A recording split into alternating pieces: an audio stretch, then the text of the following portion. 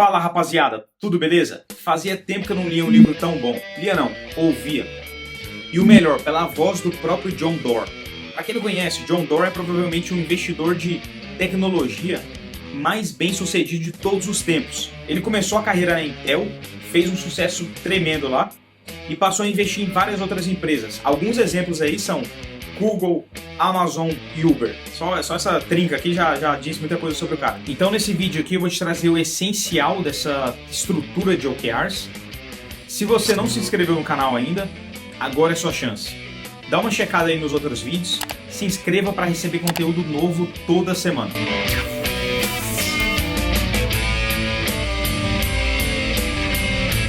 Então, foi o John Doerr que introduziu o sistema de OKR na Google e em vários trechos do livro e de entrevistas que você consegue encontrar por aí, tanto do Sergey Brin quanto do Larry Page, os fundadores da Google. Você consegue ver o quão grato eles são por essa mudança na empresa. Eu já utilizo o sistema de OKR faz uns 6 anos, até porque eu tive a oportunidade de trabalhar em uma dessas gigantes americanas e aprendi a utilizá-lo lá. E sem dúvida é um sistema sem enrolação e realmente traz resultados. É bem característico da cultura corporativa americana.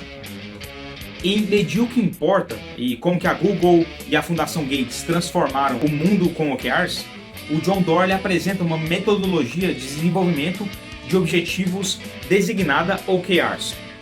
E aí essa metodologia ela é responsável pelo sucesso de muitas empresas mundiais aí. Começou lá, mas assim, depois disso, várias empresas que são inspiradas por essas, elas passaram a utilizar esse sistema, que mudou completamente como é que o mundo funciona hoje. E ela pode ser utilizada por qualquer tipo de empresa ou de indivíduo. Você pode utilizar essa metodologia no seu dia a dia para trazer mais eficiência, para trazer mais resultado. Então vamos lá. O significado de OKR é dividido em duas etapas. O primeiro é a letra O, de objetivos. E o segundo, as letras K e R, de Key Results ou métricas principais. E os OKRs, eles tentam responder a seguinte questão: o que podemos fazer de mais importante com maior impacto nos próximos 3 meses? Então, ele se trata, portanto, de um método para estabelecer objetivos trimestrais e não se devendo identificar mais do que 3, no máximo mesmo 5 objetivos para manter o sistema manejável. Então, em outras palavras, se você começar a listar coisas que você tem que fazer nessa empresa, tem que fazer ou aprender ou desenvolver dentro do seu departamento ou na sua própria vida, eu tenho certeza que você vai ter pelo menos umas 20 coisas aí para fazer. E o que esse sistema faz é te forçar a selecionar de 3 a 5 objetivos e focar só neles. Então é de 3 a 5 no máximo. Agora imagine uma grande empresa e o CEO tem os objetivos mais high level para a empresa. E aí esse sistema ele faz uma mágica, porque ele garante que esses 3 objetivos do CEO vão ser cascateados para a empresa inteira, de nível para nível, e todo mundo vai estar alinhado nessa empresa, e todo mundo vai para a mesma direção. Isso é que importa numa empresa, e quanto maior ela fica, mais complicado fica manter essa direção. O significado então em 3 bullets, coisa que eu gosto muito de fazer na hora de resumir a importância das coisas.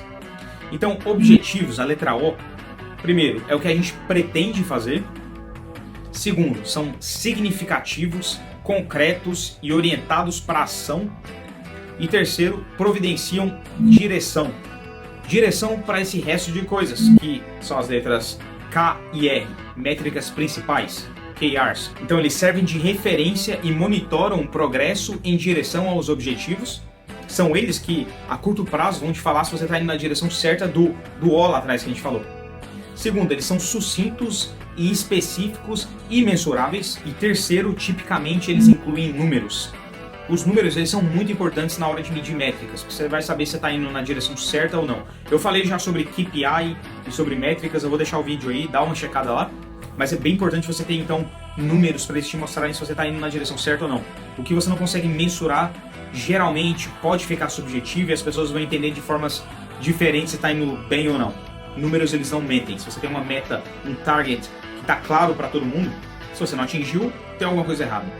Ou você definiu isso de forma errada, o target de forma errada, ou realmente você não conseguiu atingir aquele objetivo. Se não tem número, a pessoa vai te falar, não, mas aí foi bom porque deu certo tal coisa aqui, e trazer para uma forma subjetiva. Isso acontece muito, geralmente quando você não tem número. Então daí você já vê a conexão de começar pelo porquê das coisas. Para os OKRs terem hipóteses de sucesso, a gente deve saber, em primeiro lugar, por que a gente está fazendo, por que a gente está tendo aqueles objetivos.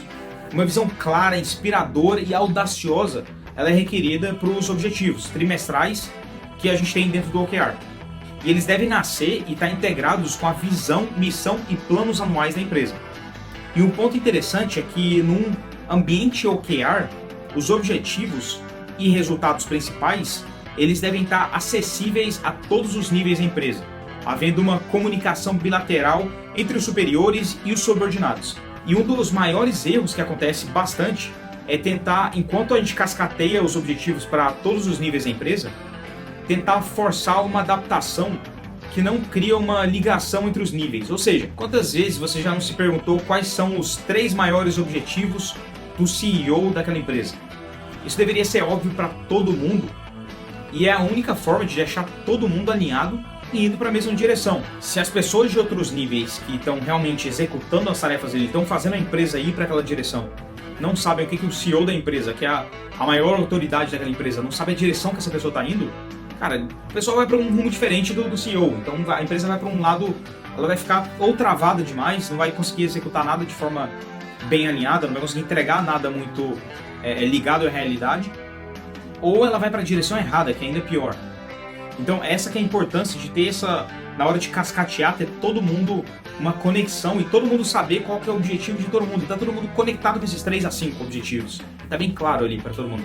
Então assim, nunca ter objetivos que não são ligados a realmente o porquê daquilo que a gente está fazendo aquilo. Não é colocar simplesmente um número, a gente tem que atingir esse número aqui e é o objetivo e pronto, acabou. E um outro ponto interessante coberto pelo John Doerr é a necessidade de acompanhamento do progresso dos OKRs. E que eles podem ser medidos semanalmente, considerando 3 possibilidades. É bem simples, mas bem útil. Toda semana você vai pegar um dia, sei lá, sexta-feira. Eu geralmente uso o final da tarde de sexta-feira para isso. Eu marco lá no meu calendário e listo os meus OKRs, vou por cada um deles e aí eu marco com esses 3 pontos aí. O primeiro deles é a luz verde, ou seja, os OKRs eles estão conforme o previsto, está tudo sob controle. E aí o segundo já é a luz amarela, que o OKR está atrasado de alguma forma em relação ao previsto. Eu tenho que identificar que obstáculo que está me travando e modificar algumas atividades, entender na próxima semana o que eu tenho que fazer para funcionar melhor. E o terceiro é a luz vermelha, o OKR está em risco. Ou eu elimino ele, ou substituo.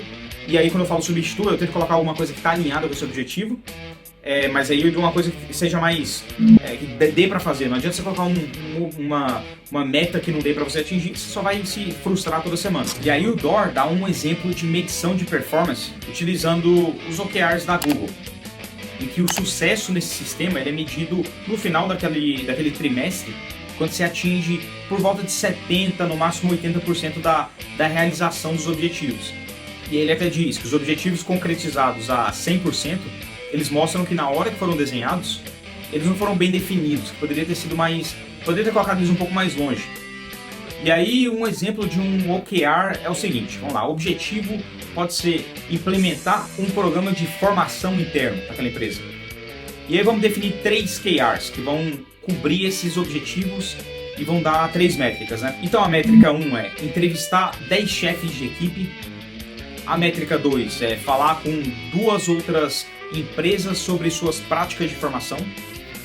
E uma métrica 3, a desenvolver e definir conteúdos para 5 módulos de formação que vão ser úteis para essa formação que você precisa para o objetivo. E aí você percebe que os OKRs, as métricas, elas estão relacionadas diretamente ao objetivo.